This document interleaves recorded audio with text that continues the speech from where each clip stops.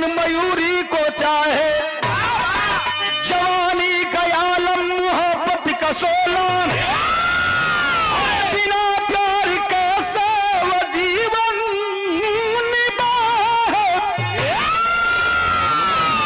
हसरत लिए बीरधारी चले हैं, रजू पास विष्णु के आए, सभी देव करते शयन देवियों संग, कुंवारा हूं मैं क्यों ये श्रीमन बताए।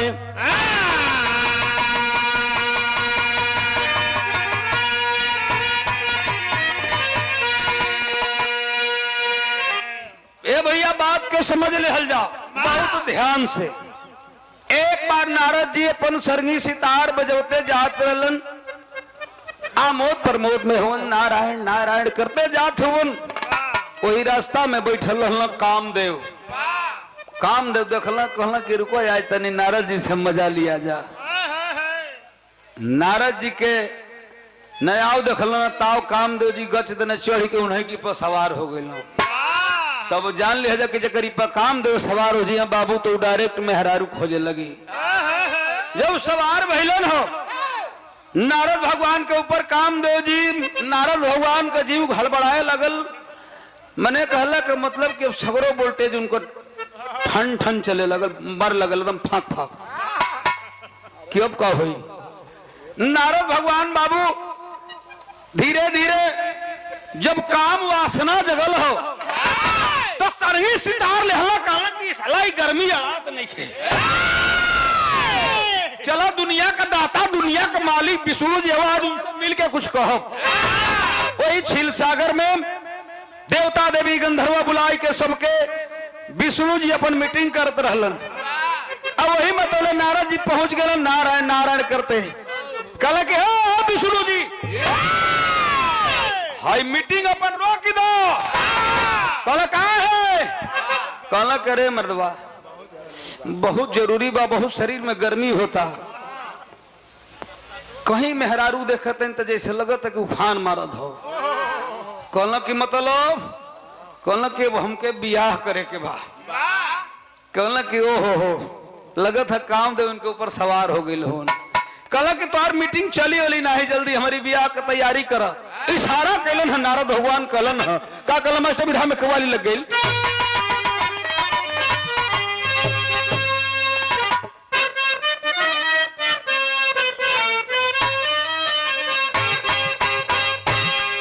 तरस से बढ़िया हमारे बिरहा का फर्ज बा। नारद जी कहलन है क्या जीवन हमारा कुंवारा रहेगा,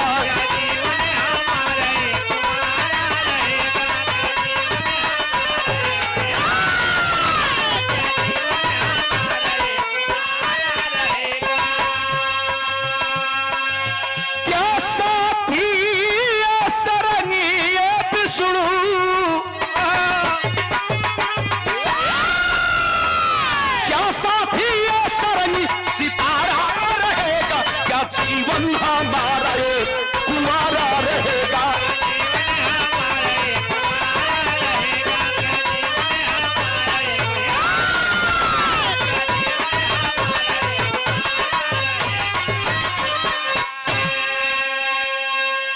बिरहा का शुरुआत हो गई, कहानी खुलत या मात्र 25 मिनट के बिरहा।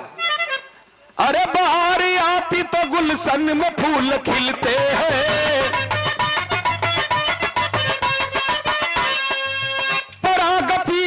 कली को ही मसलते हैं, देव सब देवियों के साथ शयन करते हैं, और हम प्यार की चाहत में आह भरते हैं, हमारे जिंदगी की हो रही है बर्बादी,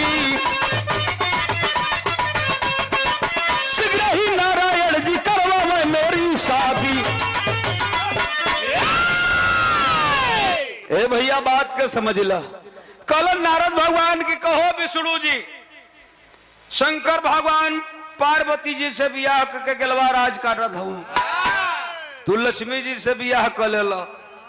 जितना देवता देवी बड़ा सा खूब अपन अपन सुघर मेहरारू लेके हम बिना मच्छरदानी के चानी कट तड़ा जा हमार जिंदगी का हुई हम दिस हिंटीना नियर खाली जिंदगी भर यहाँ का खबर वहां का खबर ये हमारी कर्म में लिखल बा। कल कि तीनों लोक में भूचाल आ जाई हमार बियाह करा दो। मने मने बाबू विष्णु भगवान मुस्कियात हुआ कि इनका बाप तो इनका सदिये नहीं लिखल है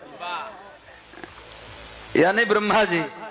लेकिन अब अगर यह विचार बता कल के नारद जी सुनो तोहर बियाह होई कल मन के गने होई कहाँ होई कल कि चल जा मृत्यु लोक में हई सेनुरे का डिबिया ले लो कल के सेनुरे का डिबिया लेके का करब अपनी कपड़ा में हम ही पहिर ले दोसम लिंग करब का होई।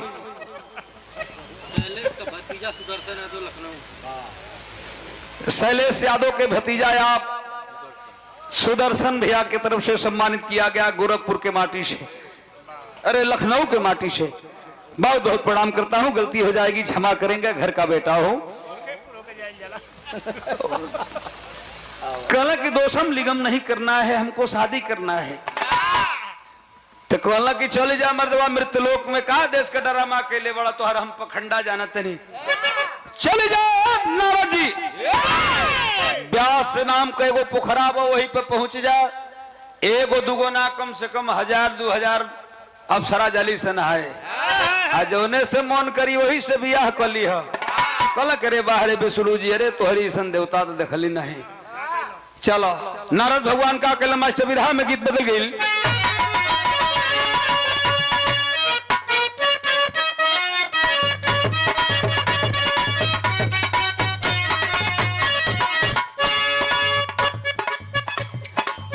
गीत यहाँ हुए बा कि ये समय के जमाना वो बस अच्छा कि कोनो लड़की का बियाह हो जा अजय चल हाक ना परी फंस जाई मीनाक्षी जी काहे फंस जाई बियाह हो गई अगर समय से बाल बच्चा ना पैदा कर ले तो बाबू इतना चर्बी भर जाई शरीर में कि ओके खोले में बहुत टाइम लग जाई बहुत दवाई दर्पण करेबे कुछ हो अजय में फसल बताऊ है लोग परेशान हो जाला था कुछ दिन दवाई 2-4 साल करेबे गांव को लोग कहल कि जा बाबू तने के ओझैती सोखैती करा दो तने देखा ल लड़की के का भइल बा आ सोखा मने कुछ नहीं के होई त खिसिए मत करी ई टेलर हो हमारे गांव में कई गो सोखा लोग वालो हम जाके देखले हैं मेहरारू जाली तो सोखा कहला से देख ई सब सेटिंग है रहले तोरी पेट में कबो कबो दर्द हो जाला कमर में कबो कबो दर्द हो जाला घींचा आ गई के है तो श्यामा सीताला काली सब के संग चढ़ल बा आई के बर्दाश्त करता अदा सोखा अरे कहाँ से बर्दाश्त कर पड़ते भैया जे के सौरू लोरिक नहीं बर्दाश्त कर एक बार चढ़ गई 4 जनी तो तू कहेंगे से बर्दाश्त करता कहे सकी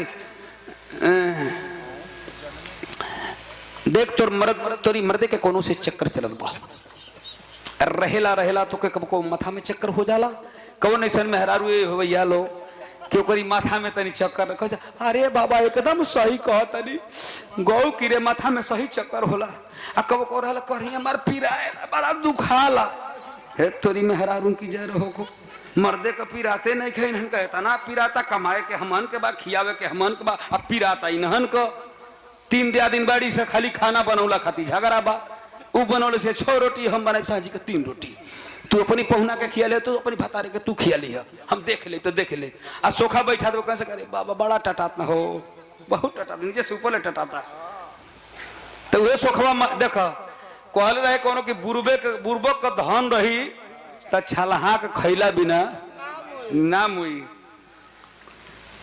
तो वे सोखा लोग बताओ गीत लगल मास्टर देसी चाही दारू देसी मुर्गावा देसी चाही दारू देसी मुर्गावा तबला गुरुगावा बोली हो राम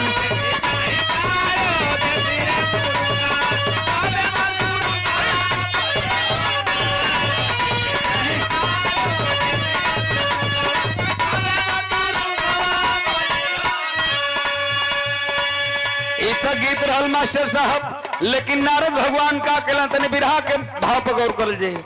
ए राम नारद जी होया नरिया, ए राम नारद जी होया नरिया, तुरंत डहरिया भइले हो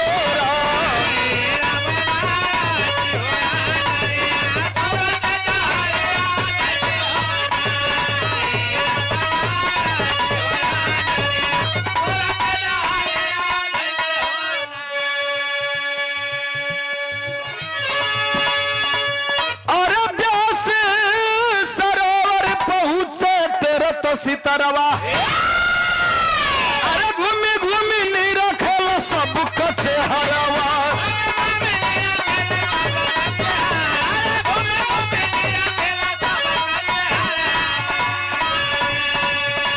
कच कच मारे लहो ना जरिया, कच कच मारे लहो ना जरिया, तुरंत डहरिया भइले हो राम।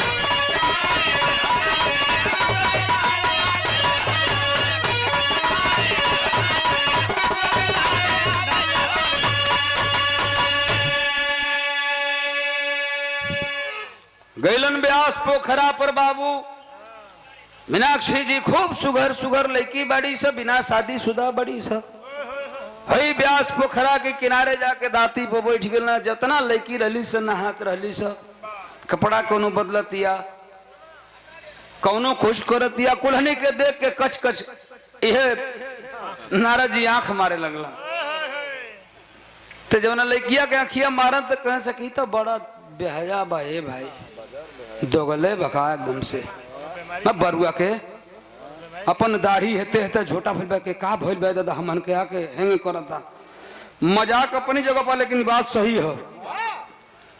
धीरे धीरे नारद भगवान बाबू 3 बजे लगल, शाम को 3 जब बजे लगल बाबू कुल अप्सरा नहा धो के अपने अपने धाम के चलत है।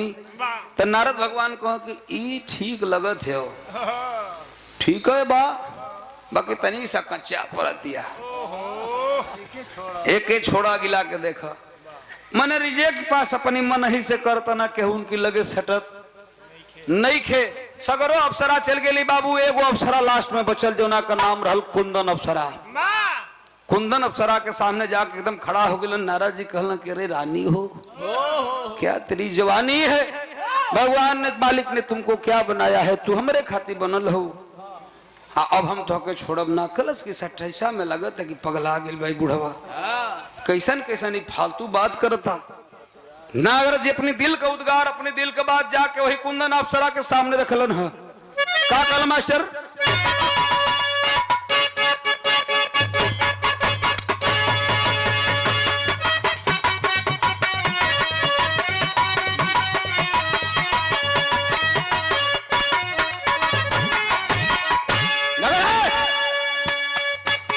गीतू है बा, तिरतिया होले गरमिया हो,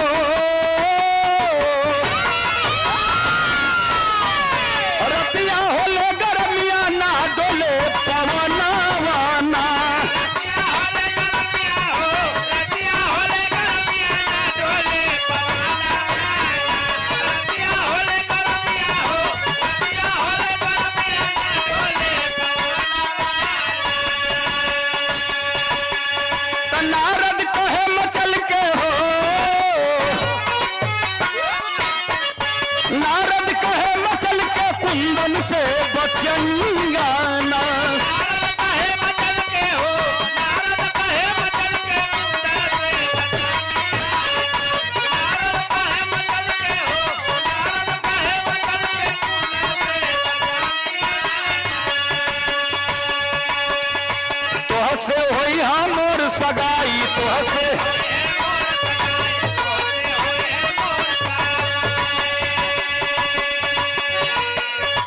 कुंदन मन ही मन मुस्काई, कुंदन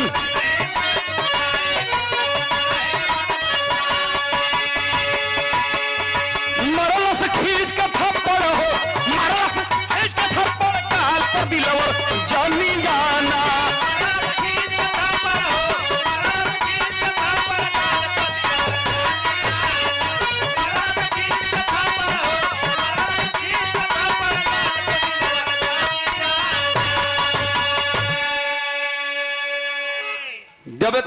बात सुनलस के एगो बूढ़ पुरानी आदमी हमसे बियाह करे का कहत बा।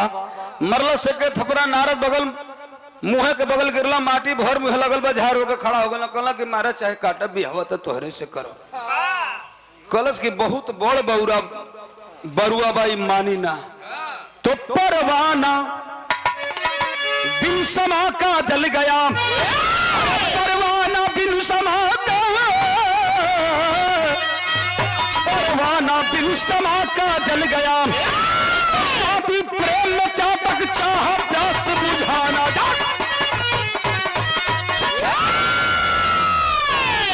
परवाना बिन समा का जल गया, स्वाति प्रेम में चातक चाह प्यास बुझाना।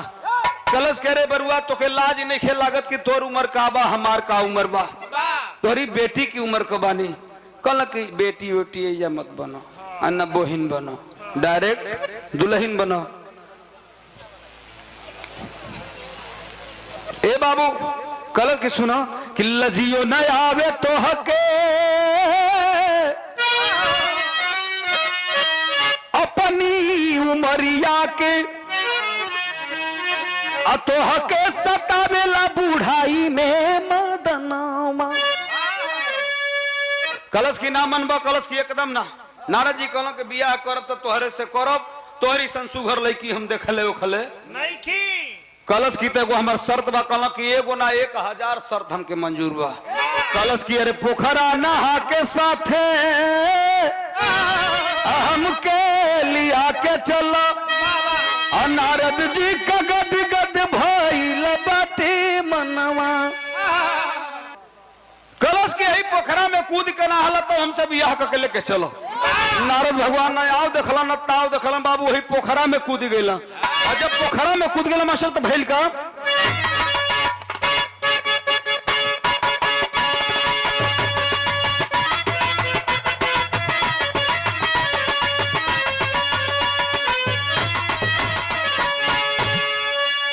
कूद गईले,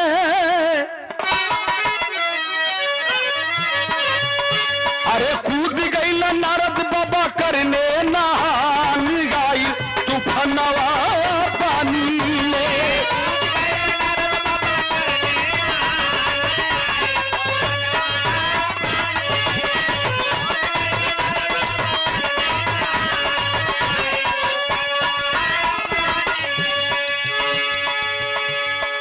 ज्यादा भगवान गईला यही संडे रात रही है।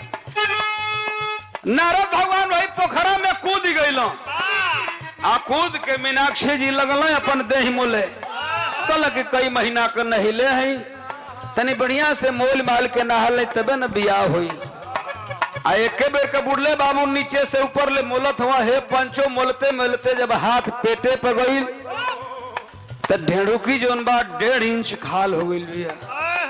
पुरैन की पात नहीं है, पेट चिकन। कल करे अरे का होता भर पेटवा तो लो कुछ भैया बाहर रही कहाँ से ई होता। कहले के मतलब का हो गई रहे परेशान हो गई। धीरे धीरे कल के हाथ हटावे, यहाँ से गड़बड़ाता।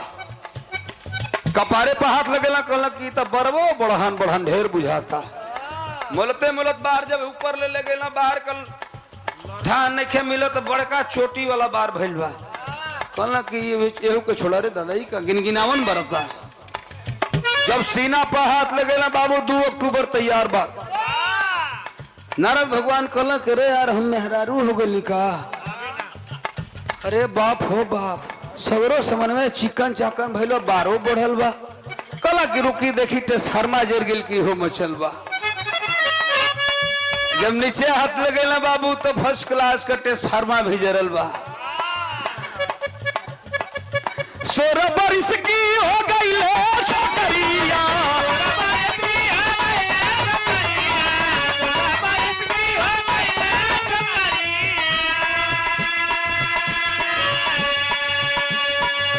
धोती बदली होई गईली रे चुनरिया।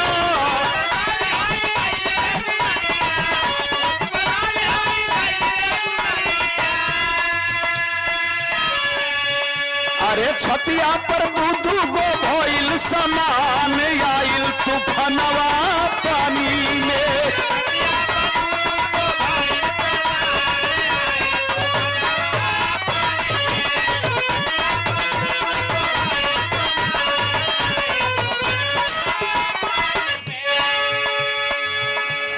नारद भगवान पोखरा से मुड़ी ऊपर कहना कहना करे जोरे बिछड़ुआ, अरे बिछड़ुआ तो हम का बिगड़ ले रहली, सोरो है ना मेहरारू हो गई, अब सारा फरारी बाप कैसे बियाह करबो। अब तो ले उतने में गोरी घटना घट गई। का घट गई? अश्वपति राजा गईले,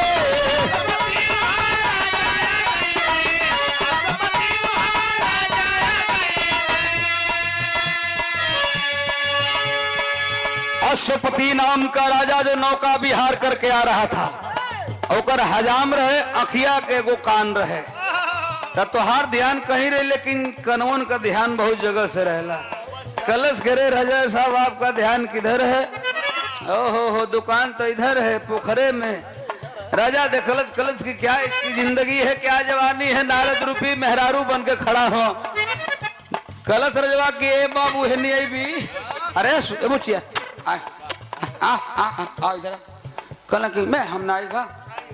कल नारद जी गनगनाथ हो कि दादा ई का बोला होता का कुछ करिया सका। अरे दादा दादा एगो रही तो रही, दूगो बना से एगो अंखिया का कान बा, कनवा बड़ा तेज होनो है। कलश की हेल जाई पनिया में तो बड़ी फजिए, तो जल्दी निकल बाहर। नारद जी गनगनाथ निकलन है, सगरो कपड़ा पेट से लेके दहिले सटल बा। आई हो दादा जवानी में आगी लाग गई हो। दहलस राजा ध के घोड़ा पर बैठा लेलस कलश की चलो आगे बढ़ो। जंगल की रास्ता से जात हो, नारद भगवान मन ही मने सोचत हो कि ओ हो जोरे बिछुआ ए तोर हम का बिगड़ली कि तू हमारी संगेंगो को मेहरारू तक कहले रहली, खोदे हम ही के मेहरारू बनवा दिहला। तू ले जाके जंगल में ही हमार फीता कटिया सब पक्का बाकी कटिया सब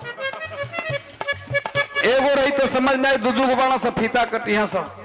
तो हजमा कहते के राजा साहब एगो बात कही, आपको 7 गो रानी है लो, जिंदगी भर आपको दाढ़ी बार बनाओ तनी, हम ही के लड़किया के देती तो हम बियाह कर लेती।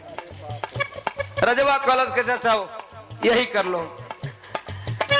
अश्वपति राजा गईले, अनउआ के ले जाके नारी दे दिहले,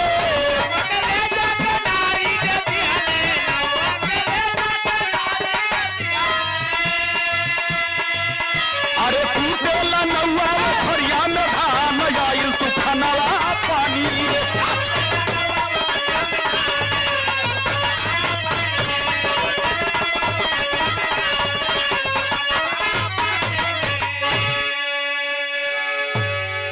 जात का हजाम लेके गईल बाबू नावी रूपी, अरे नारद रूपी दुल्हन के खूब सजा धजा के बियाह कैलस बाबू। धीरे धीरे समय बीते लगल, 12-14 साल का 15 साल का समय बीत गए। अब 15 साल में बाबू नारद जी के इतना कोड़ाई का देहलस हो, वो दुल्हन का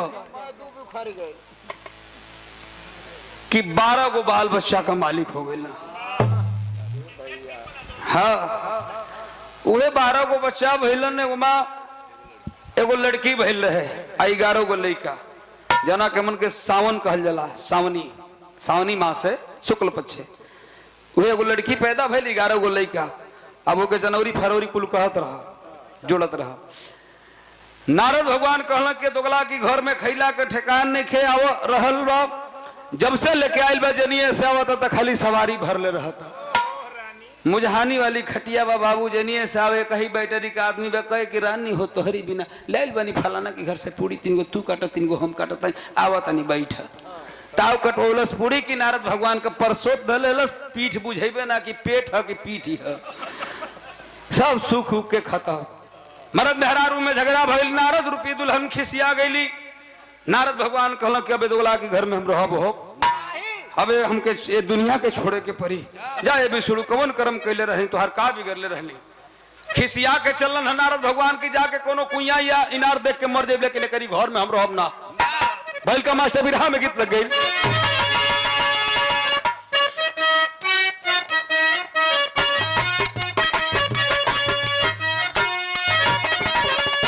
बिरहा हमार मात्र उठी 4 मिनट। ये गीत है बाजो ना के माता बहन लोग आवेला लो,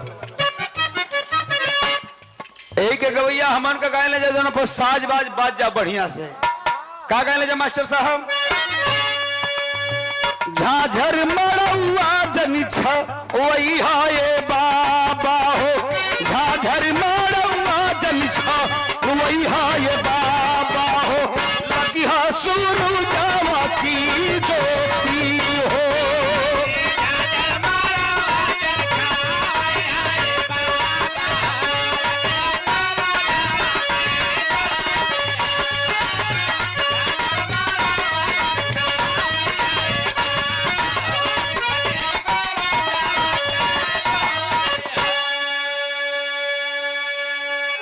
इतना मेहरारू लोग गावेला लो, गवैया गावेला लो। अब मैये बहन के गीत से यार से लेके बिहारी से लेके यूपी वाला सगरो कलाकार आगे बढ़ल बढ़ो। पता नहीं इन्हों का कभी के होला, लेकिन पूरा बिरहा जगत के हम एक ही अपनी गाना में चैलेंज के ही मल्लाहवा वाला कांड में कैसेट में गोले रहनी गाना हमारा ही रहे। तो मैं चैलेंज कर कि गवैया था ना सब गाना गावता, वहां का गायिका हैं हम गायिका हैं, तनी केहू मेहरारून को असली पाग बता दे कि यही गीतिया के मेहरारुआ के गावेली से पंकज के छोड़ के केहू ना गा सकेला, पूरा बिरहा जगत में केहू ना गा सकेला। ये हमार क्वालिटी बा। यही गीतिया के माई बहन लोग गावेला लो। मड़वा में बारात बैठ गई बा तो कई लोग झाझर मड़वा जानी छावई हाय बाबा हो, लगी हाँ सूरजावा की जोत। जोत के बड़ा झटका से खींचली सर, तो एक गोल गाई तो दूसर की गोल गाई कि कमोरी बैठाल हमारी गौवा के लोग बाहो, एक पहुना हमा। जब ये बस सुना ना कर दो गोल गाल तो भौजी वाली गोला जले, ब्यूटी के मम्मी वाली। भैया गए विदेश से 6 फेल रहा, चल गए विदेश से बहुत पैसा कमा दिला, तो वो तो कमाई दिला। अब भौजी 2 फेल हो गई। एकदम देखिए जाए ये सच्चाई है। मड़वा में जेबे तो है पिठिया पर देखो तो भाई कि धूर बैठे लिपस्टिक पोतले रही लो। सोनाडी की मेला में जे भौजी लोग को दर्शन होला बढ़िया से भाग्यशाली माई के स्थान पर। तो ई कहेला लोग अरे टिंकुआ ए टिंकू जे अपन पापा घड़िया मांग लेबे जुम मुआ ना ए पापा जइब का हो बेटा तनी घड़िया देब मम्मी मंगलस। अच्छा मम्मी मंगली है, इहो ने कि तोहार मम्मी मंगली है, जैसे लगता है डायरेक्ट उनका मम्मी है। घड़ी दे दला बड़की डायल वाली घड़ी बांध ले लो तो भौजी लोग गावे ला लो कि जरा टारच दिखा दो मैं डाल संगी, जरा टारच दिखा दो डाल संगी रे जरा टारच दिखा मिजिलिसिया में दिल्ला है ला ला ला मिजिलिसिया में दिल्ला है ला ला ला मिजिलिसिया में दिल्ला। लोग क्या गाती हैं हम लोग को दीजिए तो ई गावेली से तो ई बुझाला कि चिरपांजी नहीं काम करेली से। कैसे कि सहेली आप कढ़ाओ कि मैं कढ़ा रही हूँ, नहीं आप ही कढ़ाओ सहेली। ई गए से पिंडी जी के चिरु की हेते हेते हवा में उड़े लगल गत्ते गत्ते रंगा की मुछिया। पंडितवा चलल पंडितवा चलल चलो बाबा गरम हो गए ना। अरे बाहरे बाबा लो कहता ना करो। एगो ई चीज बा कि जैसे बारात में कुछ लड़का ऐसा आवेला हे जाए खोप में अंचल जी के रिश्तेदार हैं बब्बन यादव, हमारी मामा के लड़का का बिहार बिरहा हमारे खत्म हो गया बा, बिरहा में दम नहीं थे।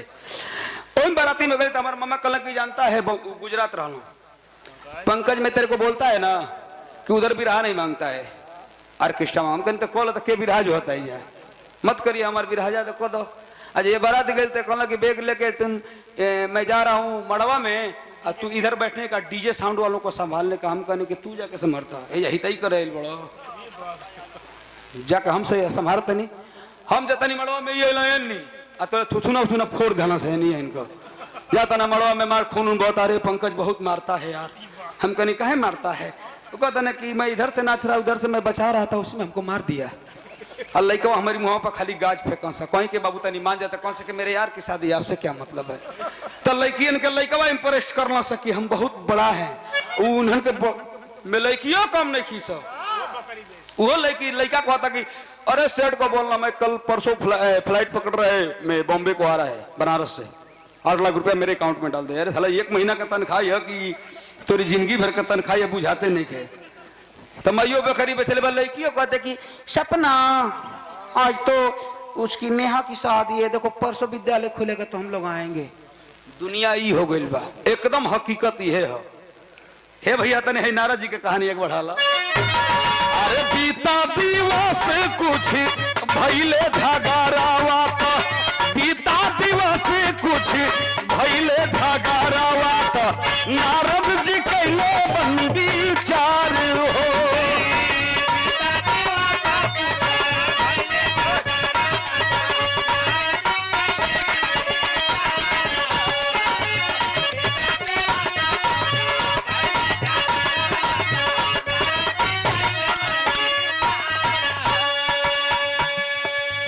पोखरा में कूदी गईले, नारद भगवान रास्ता पकड़ ले जाते हो, कल साला ये पोखरा हमारी जिंदगी भी बिगड़ले हो। यही पोखरा में कूद के ना के मुंह नहीं ले कि मोर जाइबो कि निकलब उकलब। पोखरा में कूदी गईले ओते भी मुसारावा, पोखरा में कूदी गईले ओते भी मुसारावा, पाई गईले सारा मिसी तार हो।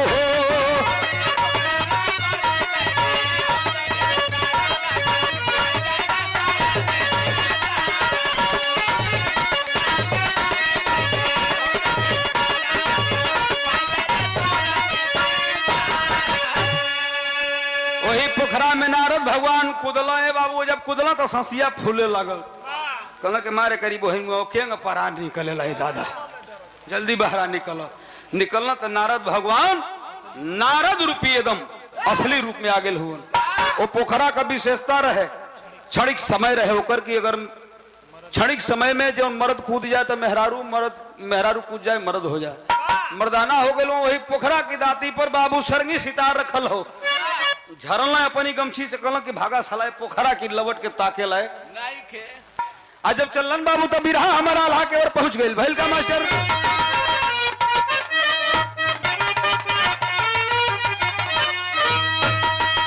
कि रहते नयन जे को सुझे ना समानवा बाबू,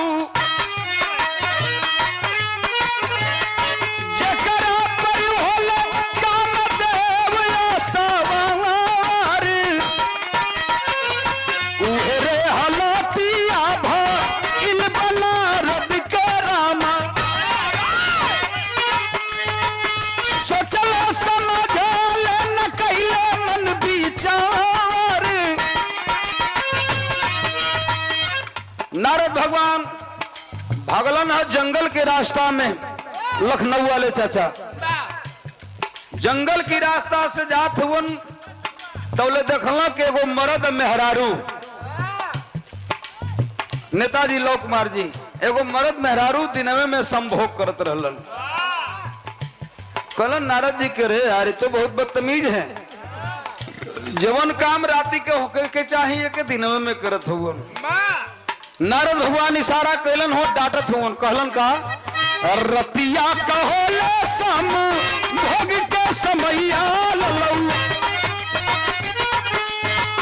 दिनवा के नदी में तू गईला पगलाई।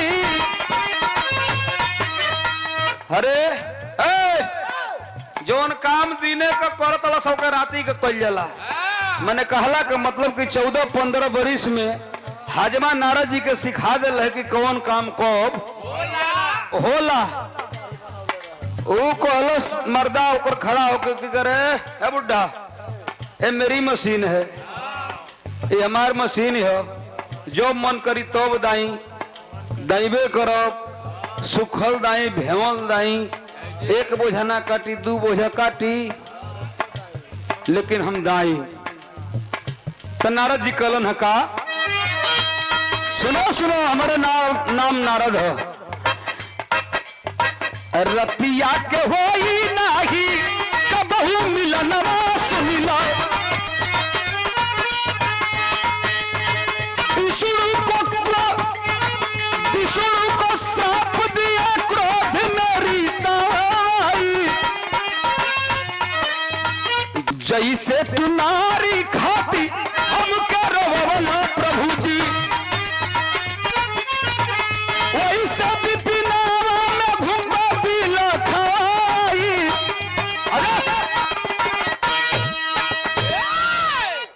है बाबू, नारद भगवान ने श्राप दिया कि जाओ आज के बाद तुम लोगों का अगला जो जन्म होगा तो हम लोग को मिलन दिनवे में हो राती को इतने अगवा कह के बतिया पढ़ना तो ले विष्णु जी का याद आ गल कहना कि रह तो हित रुको तू हमके जो दिल तन तो होके दे दे कहल कि एगो मेहरारू खाती हमके 15-16 बरी से जा फंसौलो तो जाई नारद श्राप देता कि कहीं मेहरारू खाती तू दर दर भटकबो। यही कह के बाबू नारद जी अंतर ध्यान हुए। जब युग का परिवर्तन भइल, जब युग का परिवर्तन हुआ बाबू तो वही विष्णु जी रामावतार में आए, अयोध्या में पैदा हुए। और जब पैदा हुए तो हुआ क्या मास्टर भी रहा आखिरी लाइन में,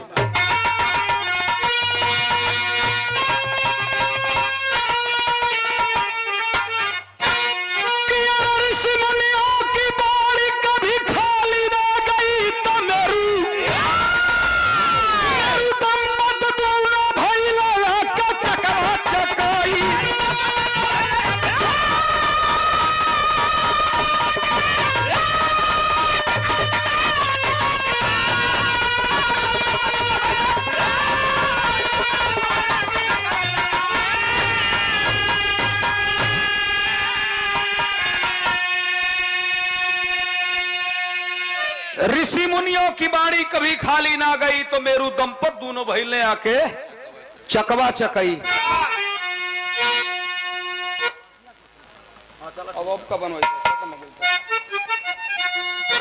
मेरू दंपत दोनों भइले आके चकवा चकई।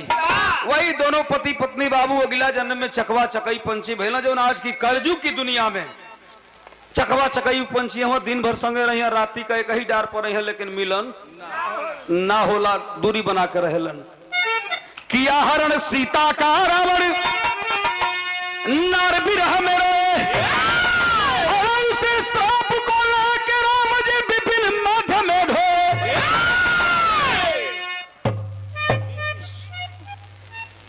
वो श्रपवा लगल जब विष्णु जी के तो रामावतार में ये लो तो 14 बरिस के वनवास भइल तो सीता जी का हरण लेके क के चली गई रावण। तब घूम घूम कहा कि हे खग मृग हे मर्धुकर सरेनी, तू देखा सीता मृग नहीं, तड़पल तड़पे के परी। तरी से मुनियों की बारी कभी खाली रह गई तंबेरू दंपत दूल्हा भइला के चकवा चका।